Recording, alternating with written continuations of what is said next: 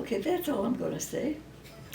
Because we've talked about focusing, having a focus, a direction in our life based on love, coming to know ourselves as loved so that we can love other people.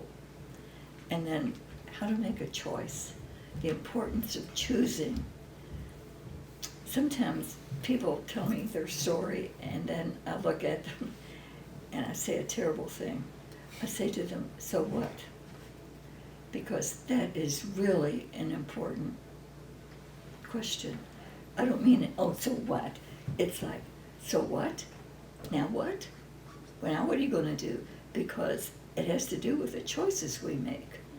So your friends don't like you, so what? What does that mean? How do you want to respond to that? So choices are important. Okay, that's what I think right now. Now what do you think? I think the piece that you were referring to with the Holy Spirit, does that go back to this contemplative love? You have to be quiet and you have to be in this contemplative state to hear and to know the Holy Spirit. Am I following that? Say that again. You don't have to be quiet to be contemplative. Or aware? The contemplative has to do with an openness inside, I think, that allows me to see with clear eyes. Now, a lot of people do that better when they're alone, quiet. Generally speaking, that's the truth.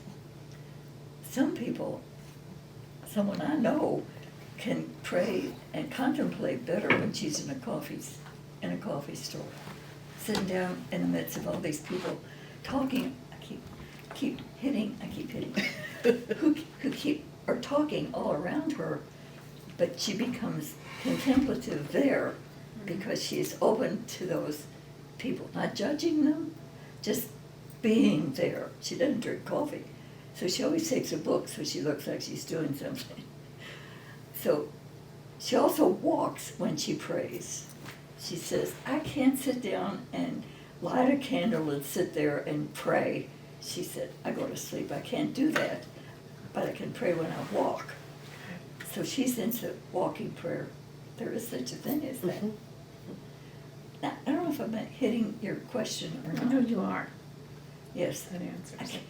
You know, when I think of how much you love teaching, and so many of the other teachers I know, how much they love that, I think that's got to be prayer, because it's coming out of love for these young women and children whom you are leading to live a happy life. So just to look at them and say, how can you not look at a class full of 5-year-olds? 15-year-olds might be a little bit harder. But it's still, it's still that same thing. And that's prayer. And it can be enhanced, because maybe spending time with God by yourself may open things inside of yourself that when you're sitting and looking at all those 15-year-olds, there's an openness to them that wasn't there before. Mm-hmm. So prayer isn't a separate entity. Now I'm praying, now I'm not. It's like, if I'm one person and I'm after God, I know what the goal is, then I can pray whatever I'm doing. I like to pray when I'm cleaning. I don't know, there's something, centering about it that I really appreciate that time of cleaning, because I do the laundry and other stuff. And that feels like prayer to me, because I think I made God there. I don't go into this, I'm cleaning this house so that Satan is out of the house. No, that's not what I mean. There's a joy in being there and making something beautiful for me and for the people I serve. Mm-hmm. You're shaking your head. Well, no, I'm just agreeing with you. Yeah, I mean, the thing that I keep coming back to with Angela, you started with, was her experience of knowing that she was loved, so much so that she, referred to God, to Jesus, as lover of us all. And, you know,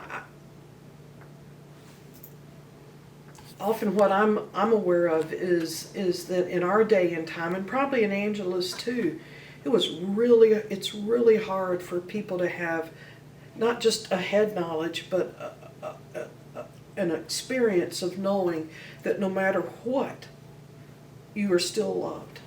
That it's just so hard for people to believe that. Yes. Our culture doesn't help us at all. No, I've heard, I used to teach little children, and I would hear her parents say, if you don't stop doing that, God's not going to love you. Say, oh, don't ever say that. Don't even think it. Because if mother says it, the child believes that. And so I can never do bad things because God will stop loving me. That's part of our culture. I think it's behind competition. I've watched, I don't do this very often, that I go to a sports event where there are children taking part, like baseball or soccer especially, where the parents get hysterical. I mean, it's embarrassing for a grown man to be carrying on about his six-year-old who is not playing soccer right, and then being angry with the coach and everybody around him. It's like, are you kidding? I don't know what your goal in life is. Is it to be tops, to have the smartest kid, the kid who plays soccer really well by the time he's 7?